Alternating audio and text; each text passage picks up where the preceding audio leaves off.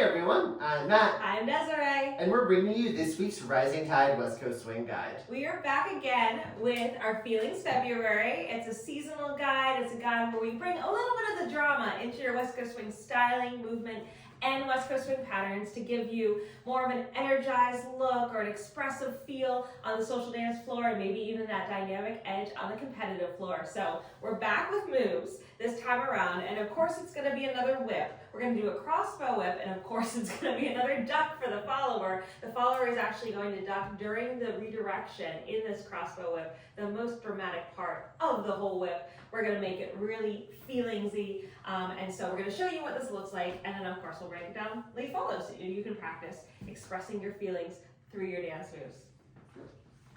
1, 2, 3, 4, 5, 6, 7, 8. There we go. Breaking this down for our leaders. There's a couple different aspects to this pattern. The first is that we need to lead a really clean and successful crossbow whip. Now, I could triple in the middle. What you probably saw was that I opted for a ronde for 3 and into 4 because it's more dramatic. However, as I'm doing that, for any crossbow whip, I can't think about keeping my hands together. If you've watched our open whip guys, you know that we're very big on angling the follower through 3 and 4.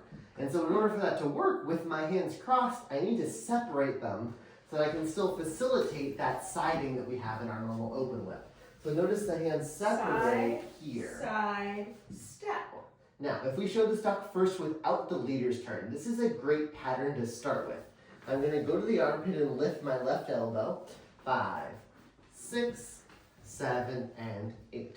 Again, if you've never done this pattern before, if you're not super comfortable with ducks, that's a great pattern to do to start with. If you're wanting to make this a little bit more advanced or dramatic with more feeling, 1, 2, 3, 4. Once I start ducking, Desiree, I'm going to continue turning myself to the right and then change hands almost behind the back. For our followers, the good news for us is that we don't really recognize whether or not that's happening. We're just following through with the basics of the pattern, pretty focused on making that duck successful regardless of whether or not there's a leader's turn. So, first things first, it's just a whip until 4. Yes, the leader is doing something different with their body, but they're still, as Matt was saying, facilitating a regular whip with a pivot on 2, a 3 and 4 where we're pointing our foot forward on count 4. From here, it becomes anything but a regular whip feel to us. We're actually going to want to plant this foot, the 4, as our axis, or where we keep our balance this entire time.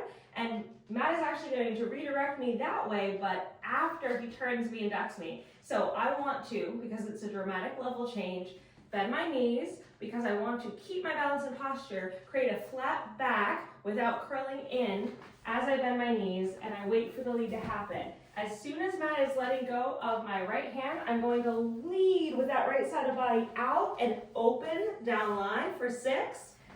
7 is another step down line, and for 8, I'm going to want to cut myself a little short at first, kind of getting my foot back here for a point so that I can land this with authority and more drama, maybe even creating a little bit more of an extreme stretch and a new arm styling to finish it out. Yep, showing this whole thing one final time from the other side. 1, 2, 3, 4, 5, 6, 7, 8. There you go. That was your guide. Thank you everyone for tuning in. If you like this video, be sure to give it a thumbs up, subscribe to our YouTube channel, like our Facebook page, and check out our website and online store link in the description. Bye.